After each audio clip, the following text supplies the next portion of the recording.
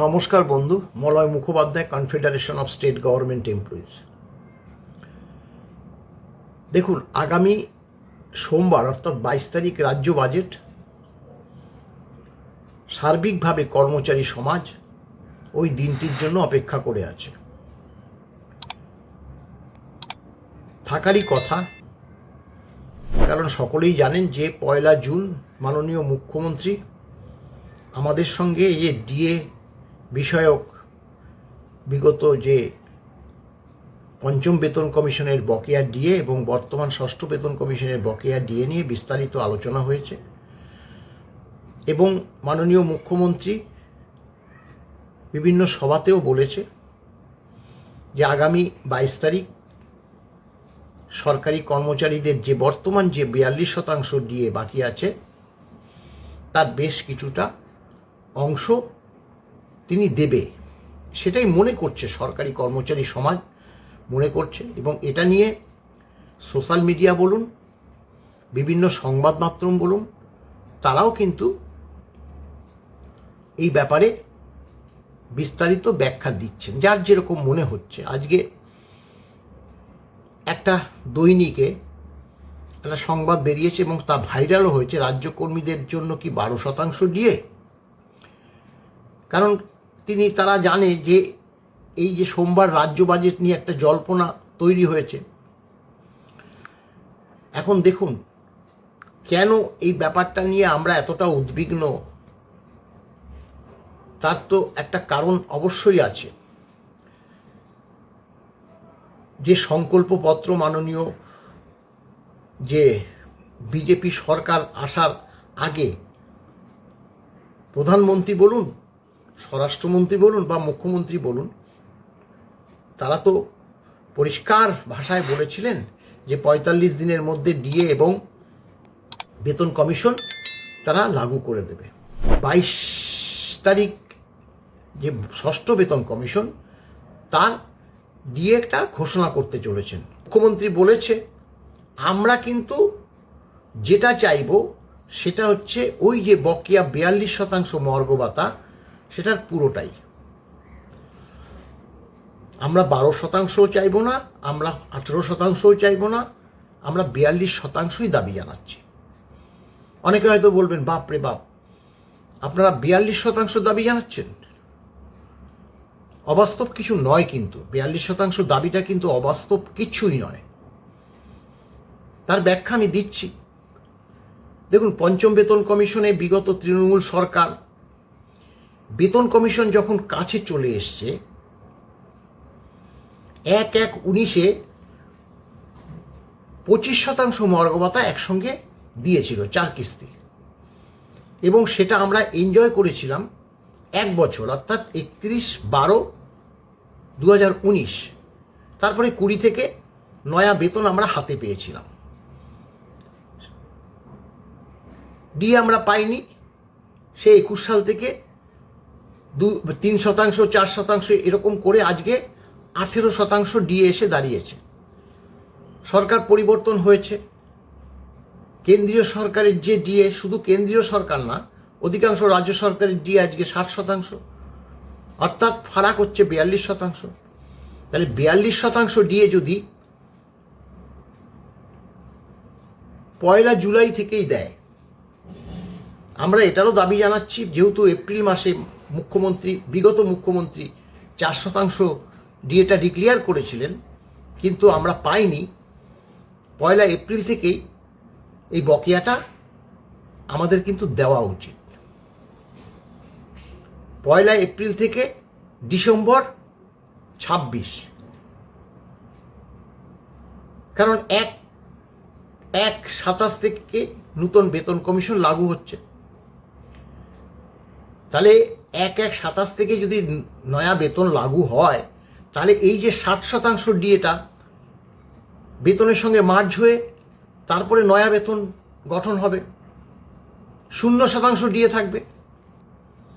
তাহলে 42% ডিএটা কিন্তু আমরা এনজয় করছি। জুলাই থেকে দিলে 6 মাস, এপ্রিল থেকে দিলে 8 মাস, আর ওখানে 25% ডিএটা কিন্তু আমরা পেয়েছিলাম 12 মাস। তাহলে দেখুন সেটা কিন্তু হরে ধরে প্রায় একই। 12 মাস 25% পেয়েছিলাম, 42% 6 বা 8 মাস পাবো। ফারাকটা কিন্তু বেশি থাকবে না। নয়া সরকার এসছে এবং 42% যদি এখন তার যদি 12%, এই যে আজকে যে খবরের কাগজের সংবাদপত্রতে প্রকাশ পেয়েছে 12% কি ডিএ পেতে চলেছে, তাহলে 12 যদি পাই তাহলে 18 আর 12-তে গিয়ে দাঁড়ালো 30%, অর্থাৎ আরো 30% বাকি থাকবে তখন। তাহলে এই 30% ডিসেম্বর মাসের মধ্যে যে কোনো একটা সময় দিতে হবে। সেটা হয়তো গিয়ে একদম যদি শেষে দেয়, পুজোর সময় গিয়ে দেয় বা অক্টোবর মাসে গিয়ে দেয়, তাহলে তো 2 মাস এনজয় করবে। আমাদের তাতে কিন্তু খুব একটা বেশি লাভ হবে না। 42% ডিএটাই রাজ্য সরকার ঘোষণা করুক, আমরা কিন্তু এটাই চাইছি। তো পঞ্চম বেতন কমিশনের যে বকেয়া ডিএ সর্বোচ্চ আদালতের নির্দেশ অনুসারে, সেটা কিন্তু সরকার আমাদের কাছে এখনো তুলে দিতে পারেনি। আপনারা সকলেই জানেন যে এক শ্রেণীর সরকারি কর্মচারীরা এই সরকারের নিয়ম অনুসারে কিছুটা ডিএ দিয়ে থাকলেও কলকাতা কর্পোরেশন এলাকায় যারা বসবাস করে তারা এখনো পায়নি গ্র্যান্টিন এইডের কর্মচারীরাও। দেখুন, অথচ 1 জুন আমাদের সঙ্গে মাননীয় মুখ্যমন্ত্রীর বৈঠক হলো, হঠাৎ করে তার আগের দিন 1/4/8 থেকে 31/12/15 পর্যন্ত যারা অবসর নিয়েছে তাদের একটা বকেয়া দিয়ে ঢুকিয়ে দিয়েছে। কত শতাংশ দিল, কিভাবে দিল, সেটা কিন্তু আমাদের জানা নেই। আমাদের জানার অধিকার আছে না? এখনো পর্যন্ত কিভাবে দিল সেটা কিন্তু অর্থ দপ্তর কাউকেই জানায়নি। এবং এই যে কলকাতা কর্পোরেশনের অধীনে যারা থাকে সেটা নিয়ে বিস্তর আলোচনা হয়েছে। আমি সেখানে উপস্থিত হয়ে মাননীয় মুখ্যমন্ত্রীকে বলেছি যে দেখুন, এটা দেখুন আপনারা, অবসরপ্রাপ্ত যে সকল কর্মচারী, শুধু তাদেরই, কলকাতায় বসবাস করে যারা ইন সার্ভিস তারা পেয়ে গেছে, তারা ক্যাশে পেয়েছে, গ্রুপ ডিরা, আদার্স যারা পেয়েছে তাদের প্রভিডেন্ট ফান্ডে ঢুকেছে। তাহলে অবসরপ্রাপ্ত কর্মচারীরা কেন এখনো এইভাবে ডিপ্রাইভ হবে? 1 তারিখে আলোচনায় এই কথা তুলে ধরেছি, আজকে 20 তারিখ, 20 দিন হয়ে গেল। 2 দিনও লাগার কথা না? ব্যাংকগুলো কেন দিচ্ছে না? কোনো সময় শুনছি ব্যাংক ডাটা ঠিক মতো পাঠাচ্ছে না, কোনো সময় শুনছি ব্যাংক বলছে না, সরকার ক্যালকুলেশন করে পাঠাচ্ছে না। তা এই যে